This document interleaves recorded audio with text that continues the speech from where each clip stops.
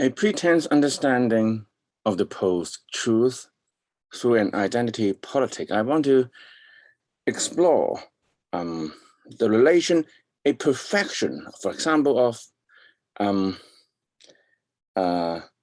personhood through a maximization of humanity, a perfection of womanhood through a maximization of femininity, a perfection of identity through a maximization of individuality, and a politic of identity interacts the individual with the collective, especially in how the identity of someone situates in a group. So here's the outline. I'll first talk about collectivity, what a group is, and what makes a group a community, and victimhood in particular, about especially in the present situation, that there are oppression and there are certain groups that seem to be individuated by being victims of oppression, and performativity, how the property of, for example, femininity relates to the identity of the gender identity of womanhood, and lastly, to go back to the issue of post-truth, I will have a pretense understanding of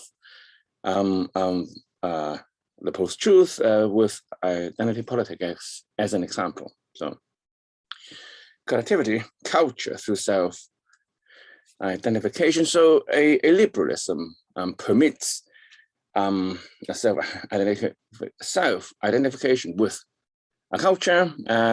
Well, of course, especially with the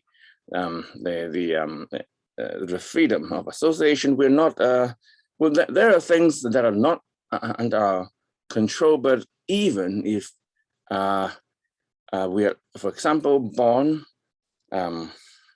biologically male, it is still possible to self-identify as a woman.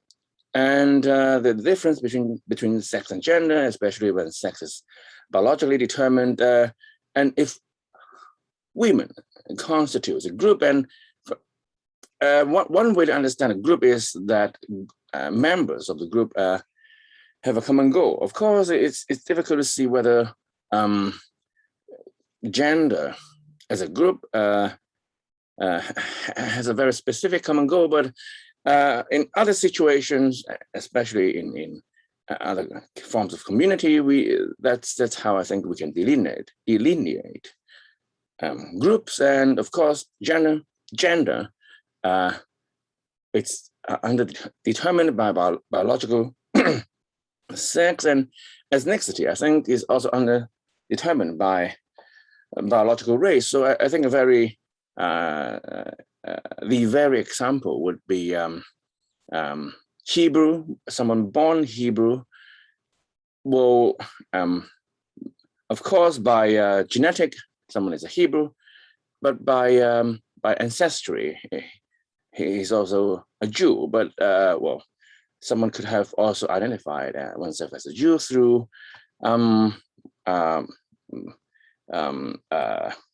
various means, of course, and even if one were not born a Hebrew, and of course Christianity through Jesus, that's one way to understand the difference between ethnicity by a culture through ancestry, inheritance, and biological race. So biology, because that's what we're born with, and that's not under our control, does not always fully determine our group membership and what culture we identify with. And that's a liberalism that permits self-identification beyond what's biologically determined. And of course, for a group, the collectivity, and what makes a group a community. I think the foundation, what grounds the the sociality of members of the group is mutual respect. Because if a group with a common goal without mutual respect, there is something missing, and that's how that's one way to understand what makes one certain group better instead of another. And of course, in virtue of belonging to a certain group, there's the effectivity of belonging, the sense of being together, the the corresponding emotion that one would have when one is with another person that self-identify with a certain culture. They're together in a way that would have been different, the way people would feel among each other, and especially in the context of social movement and in politics, of course, the visionary, because given that there a shared interest, well, there is a common goal, and in virtue of achieving that goal better and better, we are bettering our interest. We're doing things in our interest. That shared interest would have coordinated behaviors towards cooperation to do better together. And especially there may be things that are underdetermined by morality, but again, in virtue of being members of a group, there are rules that are conventionally set up there through, well, there is common knowledge, what's been agreed to, and there are mutual agreement to follow those rules. And that convention that's set up would have constituted the corresponding normativity of the rule that governs the members of the group. Okay, so victimhood, individuality through oppression, and of course, one doesn't have to be a victim in order to self-identify as a woman, but there's something specific about certain kind of self-identification, and I want to bring that out, especially in identity politics. So inequality, of course, we talk about criminal injustice. There is structural racial bias. There are statistics how that in America there are more Black people convicted and imprisoned by statistically, and of course, given the whole the number of population of Black people, it's disproportionate. And of course, there's also the distributive injustice, structural gender bias, how many cents a woman earns on a dollar given the same performance, competence, in contrast to a man. So given these statistics that there are such structural bias, and inequality is bad, it's not a society that we want. A society that we want is one without inequality, and we want to do better, we want to improve society. So we mobilize, and maybe some people would set up campaigns or to educate others, to raise awareness, and in the hope of changing at least voting behavior and later on to change policy making in order to improve society. And through awareness raising, people at least would know the issue. Not everyone knows what Black people and women, to use America as an example, are disadvantaged and even disenfranchised. Of course, there are those that do not know yet, and they are that's not exactly apathy, because they don't know, right? And they don't know the issue. They don't. It isn't exactly they're indifferent. It's just that they didn't know about others' bad situation. But given that those that know, the in-group, of course, once they are among the members of the group, they would share their experience, at least if they belong to the same group and have the same bad experience, that they're victims of oppression, even only structurally. They share the experience and they sympathize with each other, and even they weren't, they could share others' experience and to empathize with the victims, to feel with those that suffer. And there are those that know the issue, but chose to be an out-group and even identify away from the victims of oppression, and have a sort of psychopathy that feels against the victims, because so they know what's happening, and they understand in a way that they know that that's bad for them, but they feel for their suffering. That's one way to understand the outgroup. Of course, you could know the issue without being in an outgroup in a way that you're happy that there are such victims. And of course, I'm talking about when I talk about morality, justice, there's the assumption of humanity, and a very specific outgroup would be that someone is against humanity, that stands out from the group of humanity, that they would think that suffering of others, to think along psychopathy, that's a very general way to think about what the group of humanity in general is. But of course, in particular, there are various groups that some of them, because of the historical situation, are victims of oppression, given the power imbalance at the present situation. So, okay, so there are group and identity in virtue of belonging to a group. So identity through self-constitution, and that self-constitution would be one way to understand performativity. And to put this into the context of protest and mobilizing and organizing, I think about a speech act as also a performance, of course. And especially protest, there are injustice, and of course the right emotion, the appropriate, the fitting emotion to have. A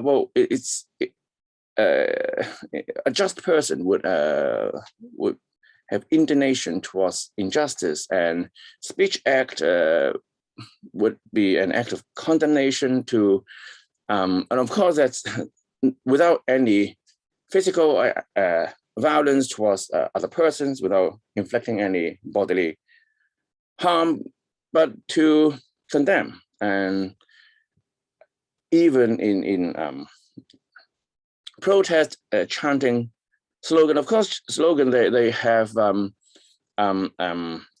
it's verbal and usually with linguistic. It's linguistic, it's with words, but I think beyond awareness raising and letting others know the issue, there's also the aspect of emotion expression, especially when a group of people chant slogan together, that emotion expression. There's also the interaction among each other, the sentiment, infection, others through your expression of your emotion would feel what you feel as well. And that increases fraternity, sorority, fellow feelings, because it's in virtue of being together that you know that you have other people who support you and share your feelings, and that so that the performativity of, let's say, being people of color, that's one way to get together and in solidarity, and also to experience a culture as a group against the current of certain structural racial bias. And of course that there's that change in collective conscience, because the way we feel would have been different in virtue of the speech act and how we engage in that practice of getting together, and that would have increased unity of the group. Needless to say, when we organize, we would know the identity of other people of the group, because you could have a common goal among different people without knowing that that particular person also share your goal. So knowledge of identity through organizing, you get together. Maybe someone next door share your interest, but now you know that we are together, and through mutual recognition, sharing your experience, even that you are engaged with the activity that you would, with someone else is engaged with the activity that you are engaged with, that they are committed, you would recognize others, group identity. It's not only a self-identification through a certain ceremony or certain application of membership. It's a social interaction. So the mutual recognition, better understanding, we know others even emphatically understand others. So the cohesion of the group would have increased, and especially with slogans, right? There are certain phrases and words, certain lingo that's particular to the group, the culture, and in virtue of at least knowing the lingo, that constructivity, the individuality of members of the group, it's something that's again conventional. It's depend on the construction through mutual agreement, how we speak, how we talk, and certain maybe original words that would have marked off the members of the group from other groups from other cultures. So and one very specific thing is the integrity of the community, of the group, because they're beyond achieving certain goal, we also want to sustain the integrity of that group, the unity, and also the goal of the group. So, or maybe one goal of the group is to sustain the integrity of the group. So all these things, not all the performativity doesn't only aim at achieving awareness raising, it also increases the unity and to constitute the integrity of the group through perfecting one's identity, group identity, interacting the individual with the collective. So, and lastly, the post-truth, pretense, beauty through authenticity. Of course, when we talk about the post-truth, there's something that's that when we operate with some alternative fact that's non-actual, that's only fictitious, fiction, and one way to understand that is art, pretense, acting, and expressive art therapy. Well, very roughly put, there may be issues we have in our life, usually in interaction with a society that's unjust, and in situation among other players, we suppose a certain thing. Well, given our experience, we would be able to suppose that be more engaged with the supposed scenario, and we act out a certain thing. We could, well, even in virtue of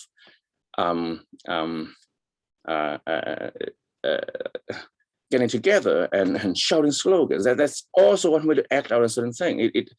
Of course, it's very important that that acting out, like in expressive art therapy, even if there's a pretense of violence, there's no real violence.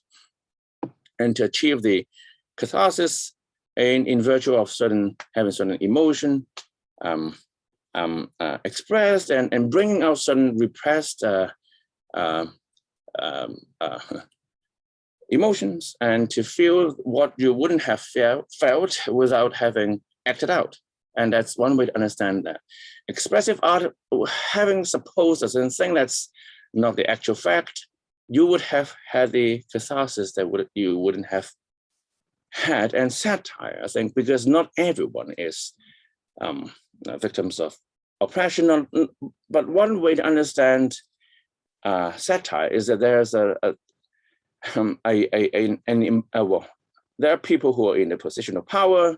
Well, satire is usually a political humor, and when we make fun of someone in a position of power, one way to understand that is there's that inferiority against certain people with certain superiority. And yeah, comedy, sometimes it involves insult, and to understand that in a way that we understand why it is fun to sometimes make fun of people like Donald Trump, even if we don't feel, we're not in fact feeling inferior. We can pretend that inferiority with some people that do, and we will understand. And that's one way we operate with some alternative fact in virtue of appreciating some even culture of the present situation, because without satire, there are many issues that we would not have understood, because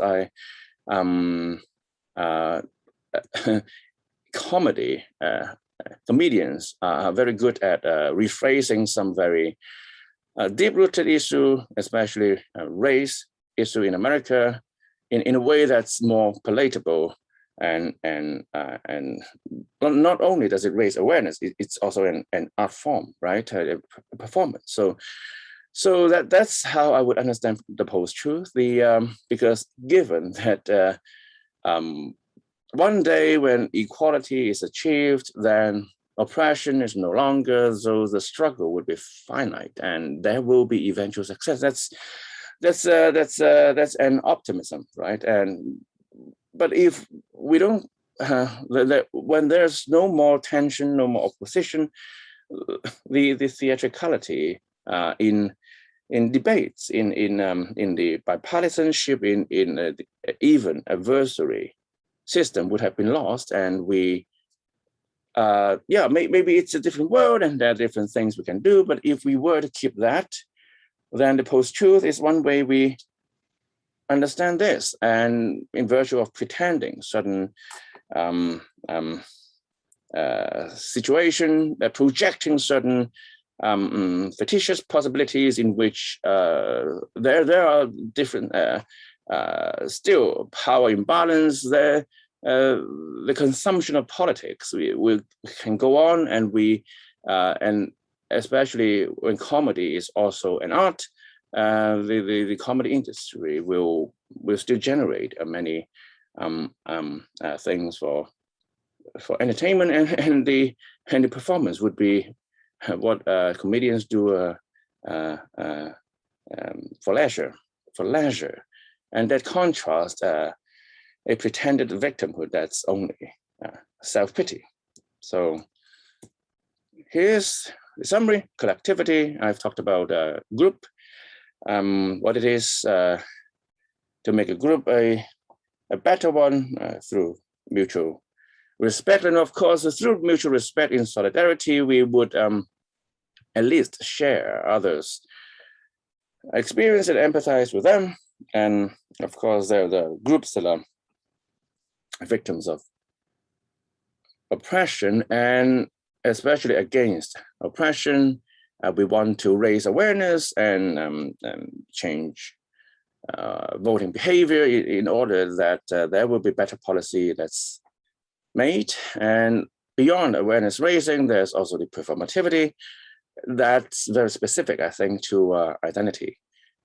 Politic in virtue of maximizing certain individuality, one perfect one's identity, and what makes that perfection a perfection, the beauty, is through authenticity. Whether you are doing it in a way that's at least you would want that you want to do that. And even if it's only a pretense, in pretense, you will still have maximized and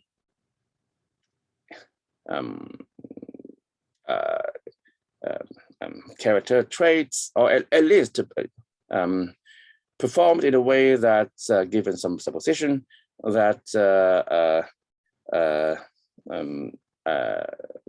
perfected your identity. So thank you very much.